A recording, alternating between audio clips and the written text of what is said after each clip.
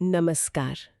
आज हम एक बहुत ही दिलचस्प किताब मिशेल ओबामा के संस्मरण बिकमिंग पर आई एक समीक्षा को गहराई से देखने वाले हैं। जी हमारे पास ये समीक्षा है और हम कोशिश करेंगे कि इससे वो खास बातें समझें जो इस किताब को आप कह सकते हैं अहम बनाती हैं। बिल्कुल। और ये भी कि दुनिया भर में और खासकर भारत में लोगों को इतनी क्यों पसंद आ रही हैं। सही कहा, हमारा मकसद यही है। तो ये सिर्फ एक पूर्व प्रथम महिला की कहानी नहीं है, जैसा कि समीक्षा भी कहती है। नहीं, बिल्कुल नहीं। समीक्षा इस बात पर बहुत जोर देती है कि ये कहानी शिकागो के साउथ साइड की एक लड़की की है, हाँ, जो दुनिया के शायद सबसे बड़े मंच तक पहुंची, लेकिन वो अपनी जड़ों को, अपने मूल्यों को कभी नहीं भूली।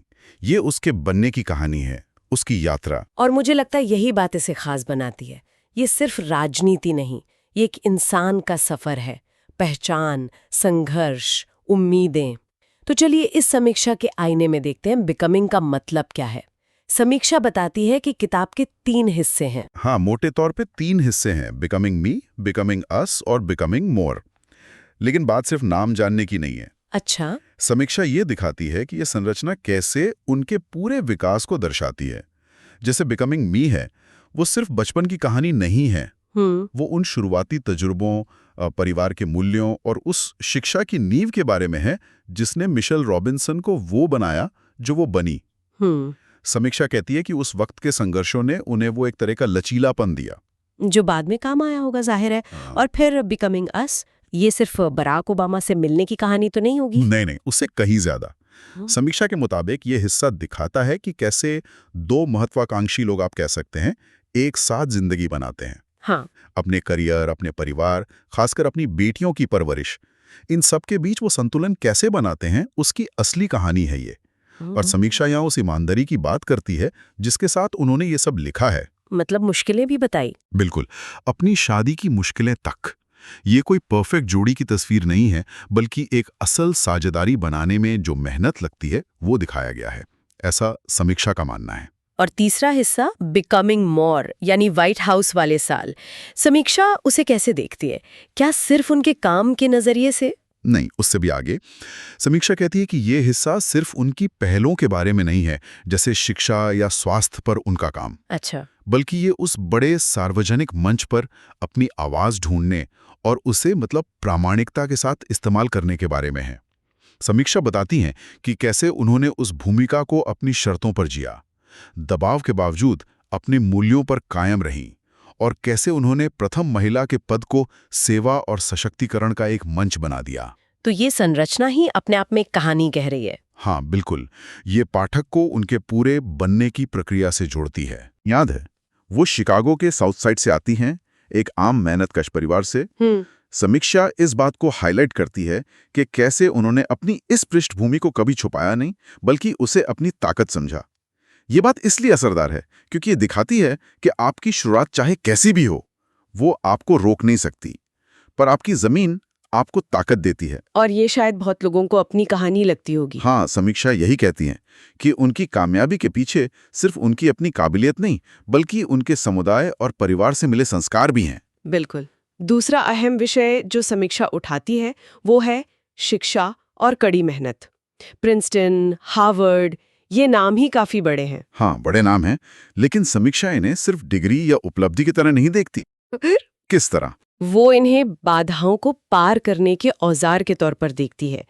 समीक्षा का विश्लेषण इस बात पर जोर देता है कि कैसे मिशेल ओबामा ने शिक्षा का इस्तेमाल एक दरवाजे की तरह किया, वो दरवाजा जो शायद उनके रंग या उनके जेंडर की वजह से बंद माना जाता था। अच्छा। समीक्षा कहती है कि किताब ये संदेश देती है कि अनुशासन, फोकस और लगातार मेहनत से बड़ी चुनौती का सामना मुमकिन है।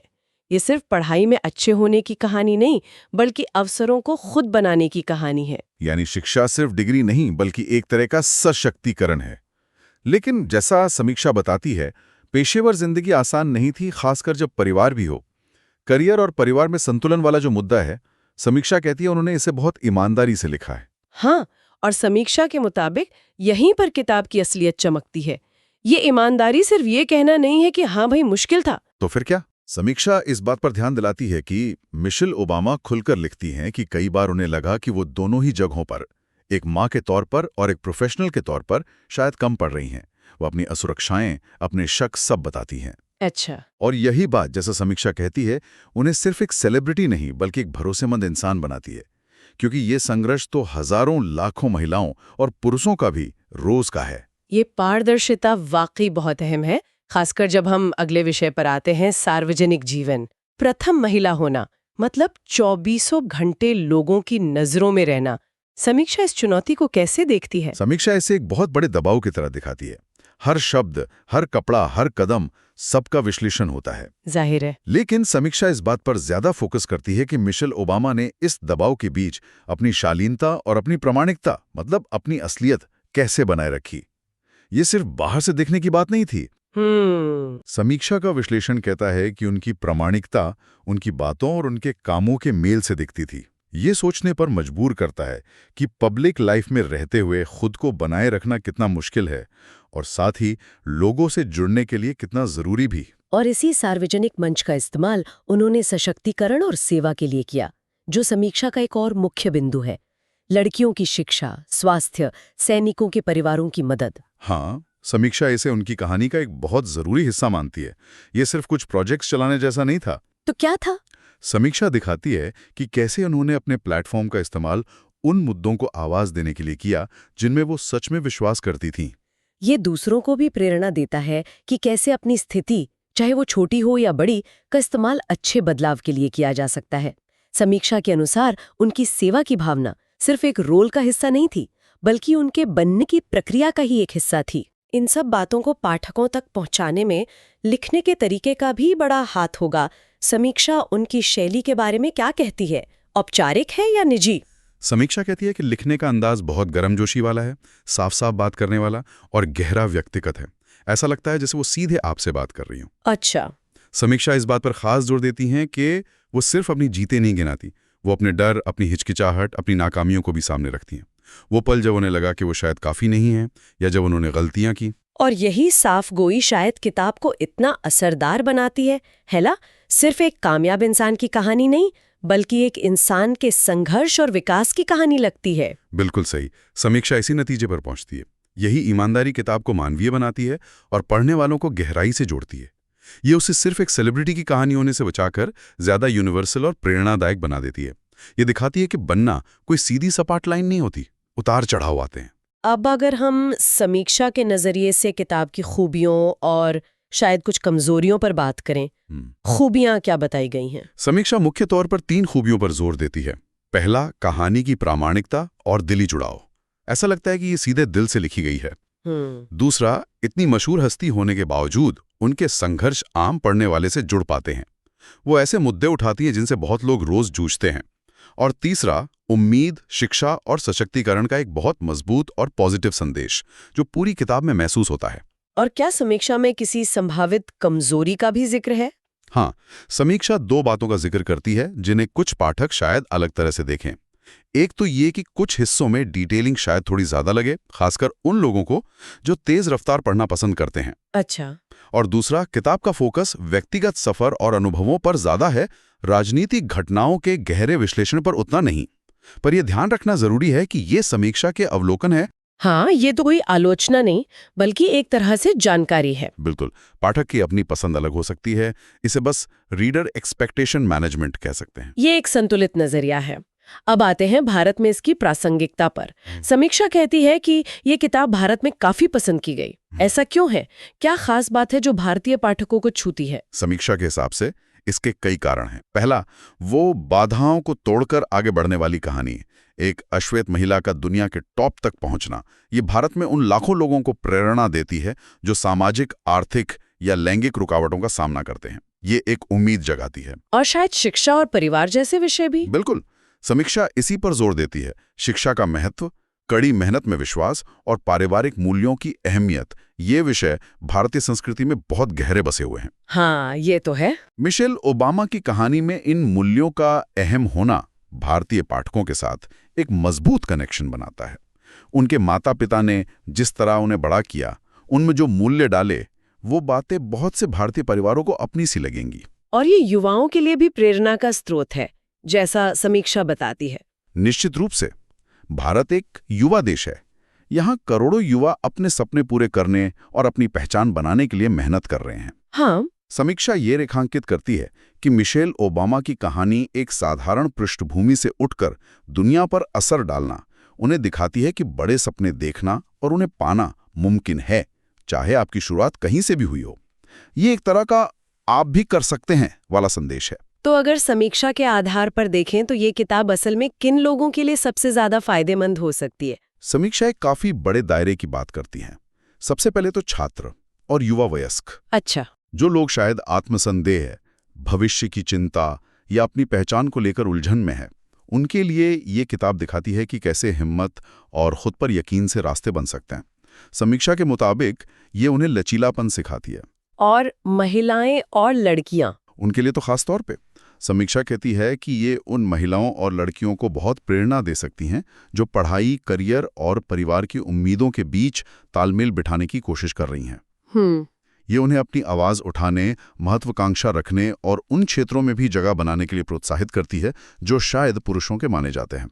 मिशेल ओबामा का अनुभव उन्हें एक तरह का मार्गदर्शन दे सकता है। प्रोफेशनल्स और नेताओं के लिए भी इसमें कुछ है? हाँ, बिल्कुल। जो लोग लीडरशिप रोल में हैं या आना चाहते हैं, लेकिन शायद पब्लिक स्क्रूटिनी या दबाव से घबराते हैं। हाँ, होता है ऐसा। समीक्षा के अनुसार ये किताब प्रामाणिकता के साथ लीड करने, दबाव में भी शालीनता बनाए रखने और अपने असर का इस्तेमाल जिम्मेदारी से करने के अहम सबक देती है। माता पिता का भी जिक्र था? बिल्कुल। वो माता पिता जो अपने बच्चों में अच्छे संस्कार डालना चाहते हैं और उन्हें बेहतर भविष्य के लिए तैयार करना चाहते हैं।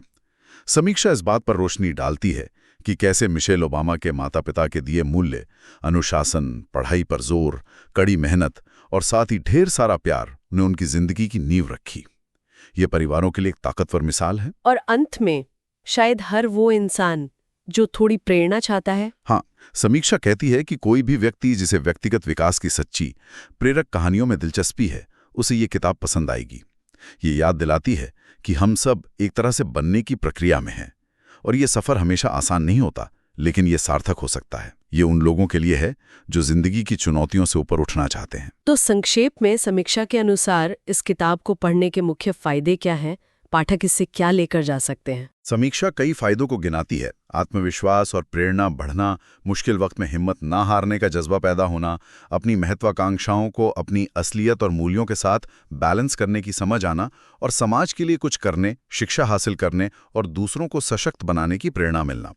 मूल रूप से समीक्षा का कहना है कि ये किताब पढ़ने वालों को खुद का बेहतर वर्जन बनने के लिए प्रोत्साहित करती है। ज्यादा आत्मविश्वासी, ज्यादा लचीला, ज्यादा प्रामाणिक और ज्यादा सेवाभावी। ये तो वाकई एक गहरी और कई परतों वाली तस्वीर है जो समीक्षा पेश करती है। तो अगर हमें समीक्षा के मुख्य संदेश को एक लाइन में समेटना हो तो वो क्या होगा? समीक्षा का सार यही है कि बिकमिंग सिर्फ एक यादों की किताब नहीं, बल्कि ये लगातार विकास, अटूट लचीलेपन और खुद को और दूसरों को सशक्त बनाने की एक शक्तिशाली कहानी है। ये दिखाती है कि बनना कोई मंजिल नहीं, बल्कि जिंदगी भर चलने वाला एक सफर है। समीक्षा ने इसे 4.65 की ऊंची रेटिंग दी है, जो ये बताता है कि ये उन लोगों के लिए एक बहुत जरूरी किताब है जो प्रेरणा, प्रामाणिकता और उम्मीद की तलाश में है।